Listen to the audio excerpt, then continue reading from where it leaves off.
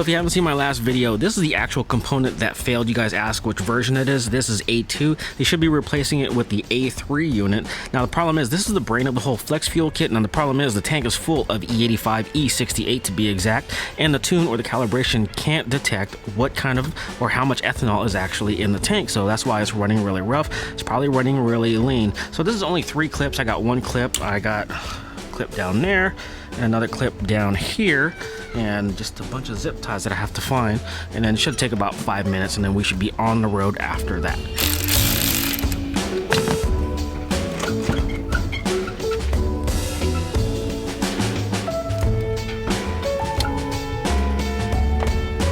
Alright, so let's take a look at the actual turbo itself. So one of the reasons why the car took a little bit longer to get back is Josh sent this down to get rebuilt, and he sent it to Pure Turbos located down in Southern California. Now, not only did they rebuild it, but they also put in a bigger wheel. So if you were to use Precision Turbo's naming convention, this turbo is no longer a 6466. It would now be called a... Thanks, UPS guy. So fresh delivery from Cobb Tuning. They actually shipped it 2-day air, which is a lot faster than I thought they would. But this is the replacement unit. Let's see what version it is. All right, so yep, you guys are right. This is A3. Camera won't focus. So pretty much 3 clips, and let's get the old one out and get the new one in, and let's go for a drive.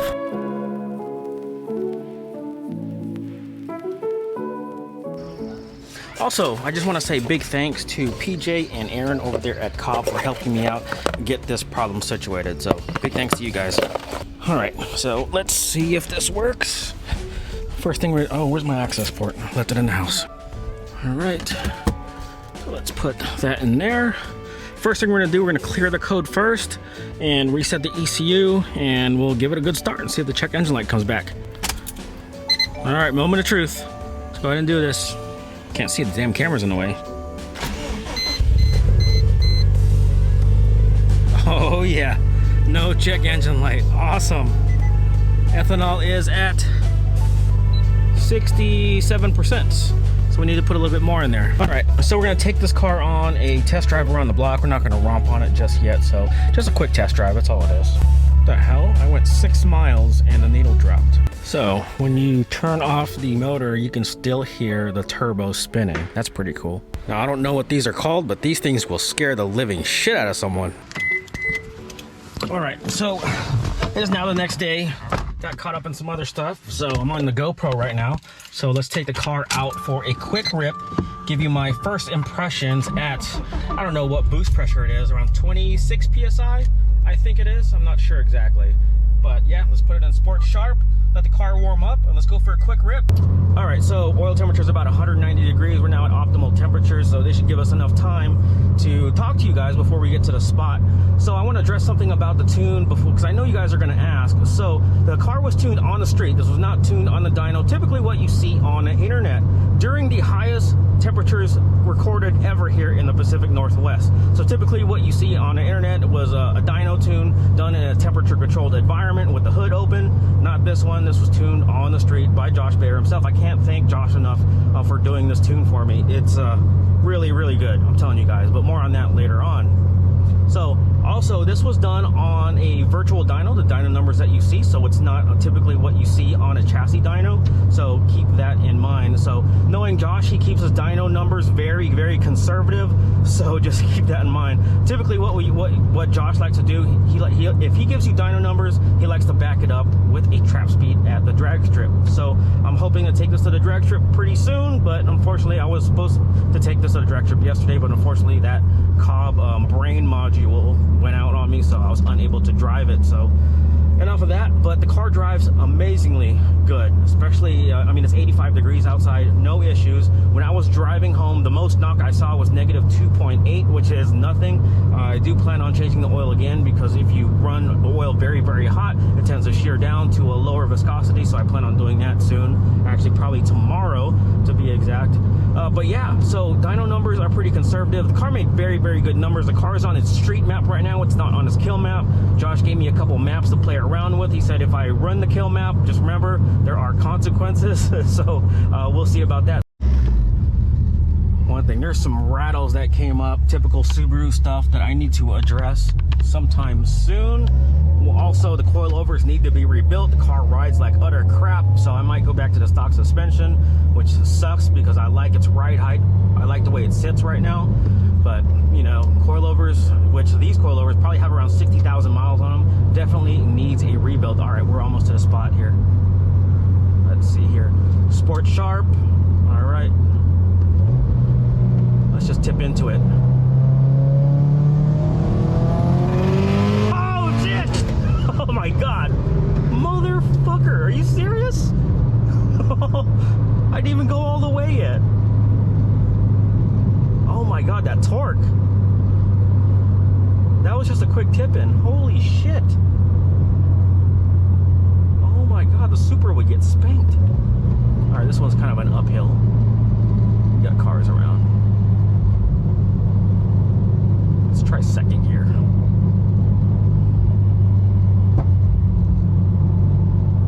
For these cars to go by. All right, so turbo's a little lazy, guys, so. Oh my God, fuck yeah. Holy shit. Oh my God. Motherfucker, I didn't even flat foot it yet, so. Typically, you guys would see me flat foot shifted. I didn't do it this time only because my fourth gear grinds now, typical of these 19 STI transmissions. So I need to put the cocktail in there, so I have to ask Josh what I need to do for that. But holy crap, that felt freaking good. Oh my God. You've got to be kidding me. We're not even on a kill map. Let's see, how much boost did we run? We only ran 28 pounds. Wow. We should be over 30. But wow.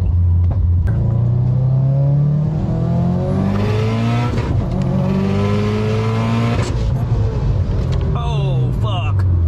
Oh my God, that feels so good. 28 PSI on that one. Come on, Josh, I need more boost, man. Okay, so one thing I also want to address is drivability. Now, one thing that Josh really focused on was drivability. It pretty much drives just like stock, other than the high threshold of boost that when it comes on. But other than that, driving this normally at around, what, 3,000 or 2,500 RPMs-ish, it drives just fine, no issues whatsoever.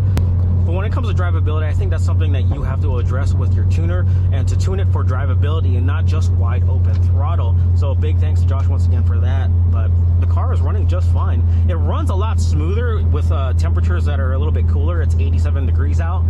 Not that cool, but oh, come on, SUV. Now you're gonna go freaking slow as shit. Thank God. All right, cool. But yeah, it just runs overall just a lot smoother. As you guys saw on the drive home, it was well over 100 degrees, probably the hottest day recorded ever in history in the Pacific Northwest. The worst time to drive a brand new build home out in the freaking desert. I don't know if you consider it a desert out in eastern Washington, but the car just does just fine. I mean, there's no issues. Just tip into it real quick. All right, full throttle.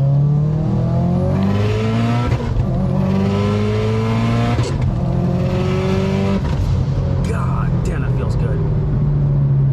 What boost we get? 28 PSI. Still have 28 PSI. Oh man, tell you what, she likes to party, but check this out. I just looked at my phone and looked at all the different maps and the numbers. We only ran 28 pounds on those runs. We have up to, what, 36 pounds that we can run. Oh my God, that was, yeah, we have more room to go.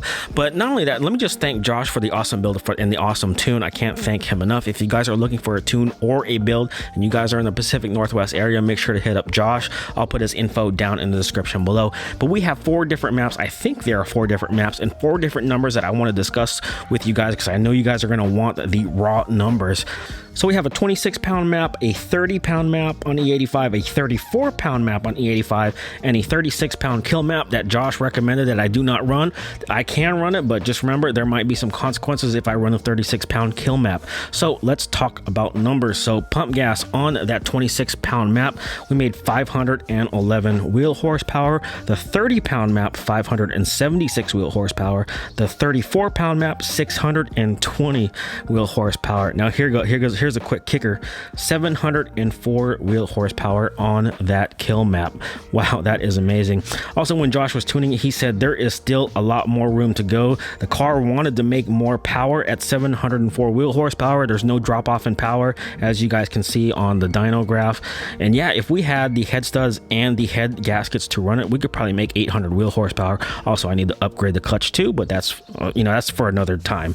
But anyways, I just really want to thank you guys for sticking with me through this time, 5 years on YouTube. I don't plan to stop anytime soon, and we have a whole bunch more stuff to do on this channel, especially on this build. Now, I do plan on taking the car to the drag strip again so I can back up those power numbers with a trap speed. Now, I did take the car to the track with the FP Black setup. Unfortunately, the track officials did cut it down to an 1/8 mile instead of a 1/4 mile.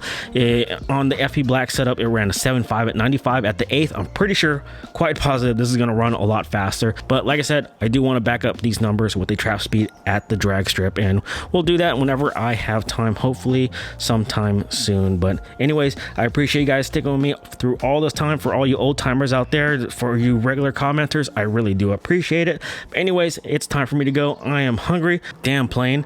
But anyways, you guys are awesome, stay awesome, and we will talk to you guys later. Peace out, guys. Okay, so before you guys go, I kind of messed up. So Josh is giving me a bunch of shit right now because I'm at E73 right now, and let me just show you. So yeah, that whole run that I was just filming, it was on the pump gas map. I wasn't on the flex fuel map. Noob. So I should have been on the flex fuel map, and I wasn't. So oops, that's gonna have to be a video for another day.